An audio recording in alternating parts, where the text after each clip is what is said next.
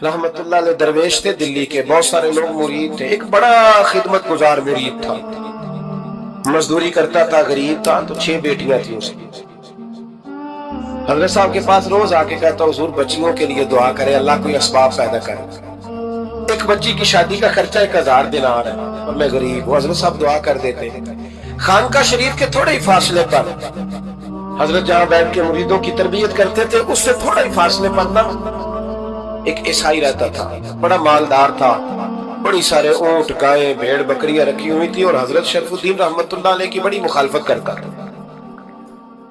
और ये जो आपका गरीब मुरीद था, ये उसका पड़ोसी था। एक दिन बुला के ना उनको कहने लगा कि तू किधर जाके जो है वो टकरे मार रहा है, वहां से कुछ नहीं मिलने वाले, तुझे क्या देंगे जिनकी खानका खुद चंदे पे चलती है, मदरसा चंदे पे चलता है, मस्जिद चंदे पे चलती है, तेरी बेटी का मामला कहाँ हल होगा। उस दरवेश ने कहा कि तू मेरे पीर को नहीं जानता, तू अजय मेरा महबूब नहीं डिठा, तो पता नहीं ना, तू इस रास्ते का मुसाफिर नहीं, तू नहीं जानता, उनका बस चले ना तो वो हर कीमत में मेरी बेटियों की शादी करा दे।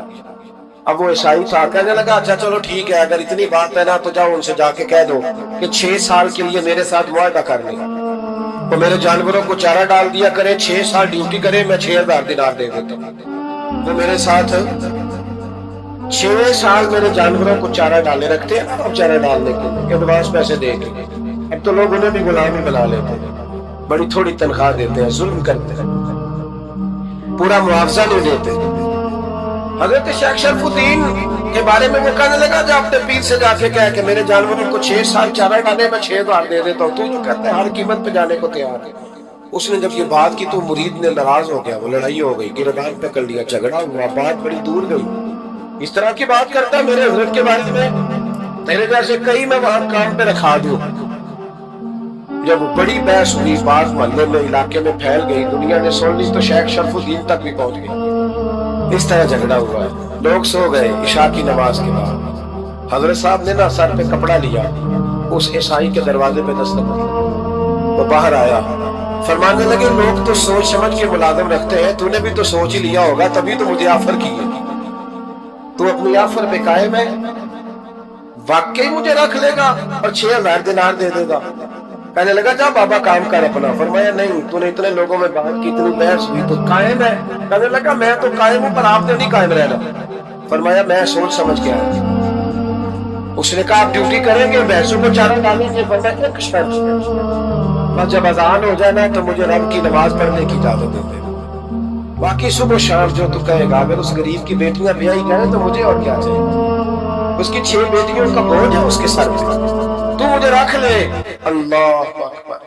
वो कहने लगा चले पे मेरे साथ खते बंदगी कर ले, आजकल हम स्टाम करते हैं, उस जमाने में खते बंदगी होता था, गुलामी का खत, काजी शहर के पास, यानी उसका ख्याल था कि चलो स्टाम की बात करूंगा तो भाग जाएंगे। फरमाया चल मैं तैयार हूं। काजी तक गए, तय हो गया, 6000 दिनार दे दिए। हजरत ने मुरीद को बुलाया, फरमाया पुत्र ये लेगा, जा मेरी बेटियों को रवाना कर। कहने लगा हुजूर ये क्या कर रहे हो आप, कुछ सोचे। फरमाया यार जब तुझे बेटा बना लिया तो फिर मेरी पोतियां तो लगती है ना, मेरा हक तो बनता है ना, जा जाके ड्यूटी कर, उनको ब्याह दे। बात फैल गई, बादशाह भी अकीदतमंद था, वो 12000 दिनार लेके पहुंचा।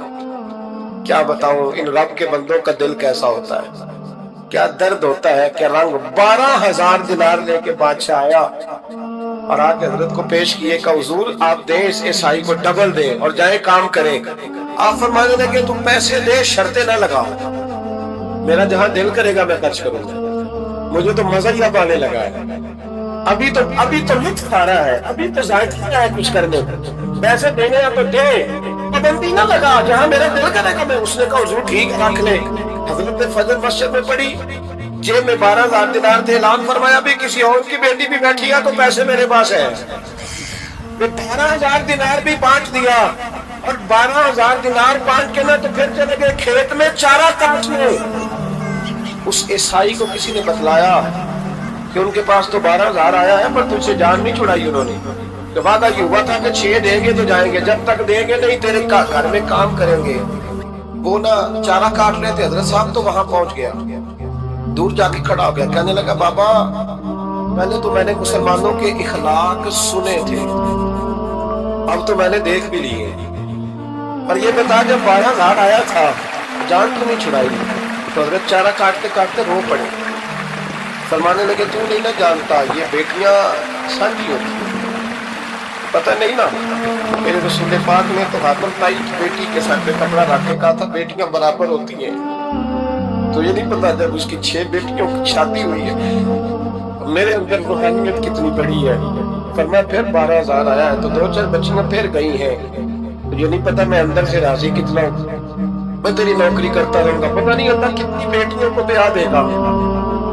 اتنا رویا وہ عیسائی کے پیروں میں بیٹھ گیا، کہنے لگا بابا میں نے تیری مخالفت کی ہے پر تیرے قریب آ کے پتہ چلا تو بہت اونچے اخلاق کا مالک ہے، اور اگر تیرا یہ مقام ہے تو تجھے اخلاق سکھانے والے محمد عربی کی شان کتنی ہے۔ ظالم کی بولیے جاتے نہیں لوگ جھوٹے گواہ بن کے، وکیل صاحب کو نہیں پتا ہوتا کہ یہ بندہ مجرم ہے جو میرے پاس آیا، کیا مجرموں کے وکیل نہیں ہوتے؟ بولے اس کو پتہ نہیں ہوتا وکیل صاحب کو کہ یہ صاحب مجرم ہے میرے پاس مقدمہ لے کے آئے ہیں، اور اگر بے ادبی نہ ہو جائے تو میرا خیال ہے قاضی عدالت کو بھی پتا ہوتا ہے کہ مجرم کون ہے اور مظلوم۔ میرے نبی پاک صلی اللہ علیہ وسلم نے اس قدر زیادہ سختی فرمائی اس مسئلے میں، فرمایا جس کو پتا تھا کہ فلاں آدمی ظالم ہے، ظلم کر رہا ہے، پھر وہ ظالم کا گواہ بنا یا اس نے ظالم کی مدد کی، کتنی کی؟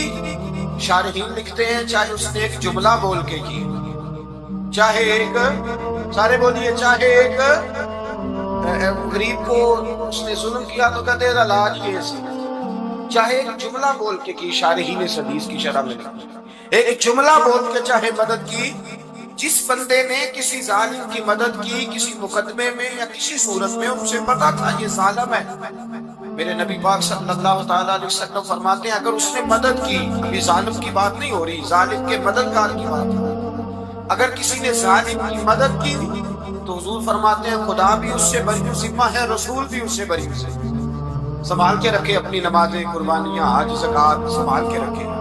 اگر ظالموں کا مددگار ہے، الیکشن آ لینے دے، آپ کو نظر آ جائے گا کون کون ظالموں کا مددگار ہے، نظر آ جائے، اپنی جیب سے لوگ پیسے دے کے ظالموں کی مدد کریں گے، ان کے فلیکس چھپوائیں گے، بورڈ لگوائیں گے، جیبوں سے پیسے دیں گے۔ ہم نے خود آگ لگائی ہے چمن میں اپنی، بے سبب گردشی ایام کو الزام نہ دو، ہم نے خود نور کا ظلمت سے کیا ہے سودا، کر کے توہین سحر شام کو الزام نہ دو۔ ظالموں کے مددگار میدان میں آ گئے، یہ چھوٹا لفظ نہیں، میرے حبیب پاک صلی اللہ علیہ وسلم نے فرمایا جو ظالم کا مددگار ہے سن لے جو سجن کے ساتھ کچہری جاتا ہے، وہ یاد رکھے جو دوست کا گواہ بنتا ہے، وہ یاد رکھے جو کہتا ہے میں مانگی گیا تھا، مجھے بلایا گیا تھا قبضہ چھڑانے کے لیے کسی غریب بیوہ کی جائیداد پہ، کب وہ سن لے تو مدد کر کے نہیں آیا، تو خدا کے ذمے سے نکل گیا۔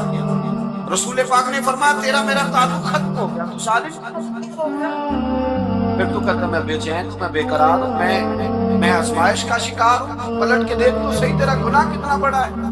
میرے نبی پاک صلی اللہ علیہ وسلم کا ایک اور فرمان سننے ابن ماجہ ابو داؤد میں موجود ہے، اس حدیث کو آپ نے یاد کر لینا، کر لیں گے انشاءاللہ، سارے کہیں انشاءاللہ کر لیں گے یاد۔ حضور صلی اللہ علیہ وسلم نے فرمایا اگر تو ظالم کی مدد کرے گا نا، یہ لفظ دل کی تختی پہ لکھ لینا، یہ مکافات عمل ہے، مکافات عمل دنیا، ادھر کرو گے تو ادھر بھرو گے۔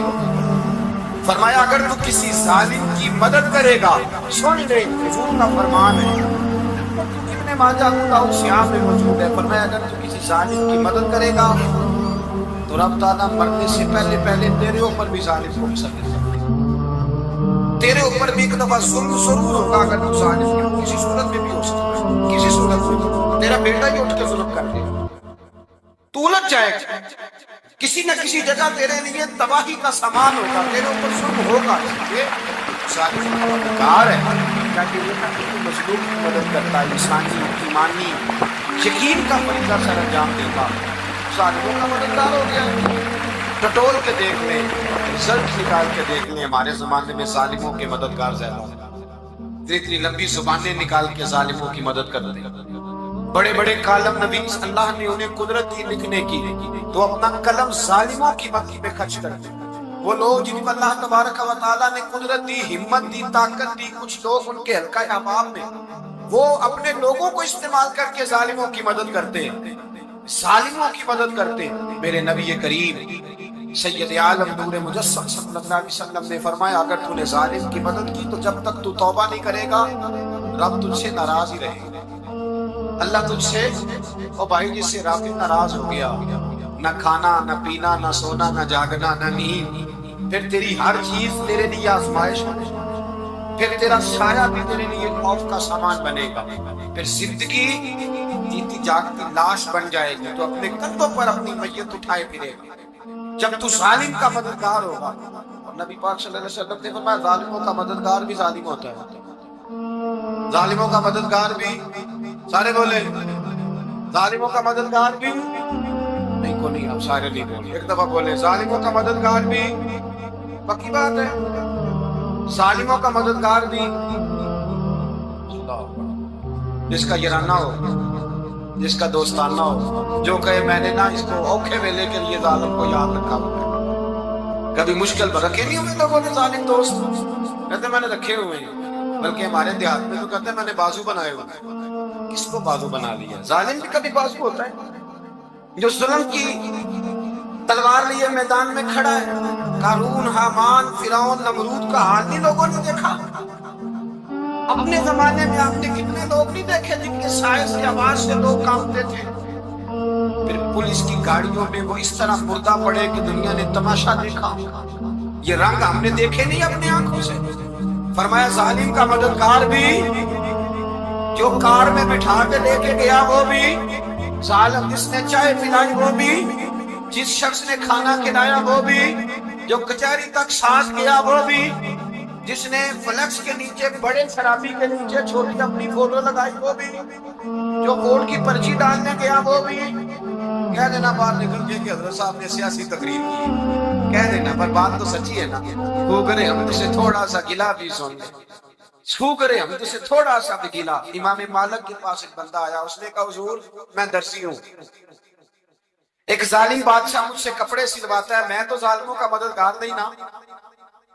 ایک ظالم بادشاہ مجھ سے، حضور میں تو مددگار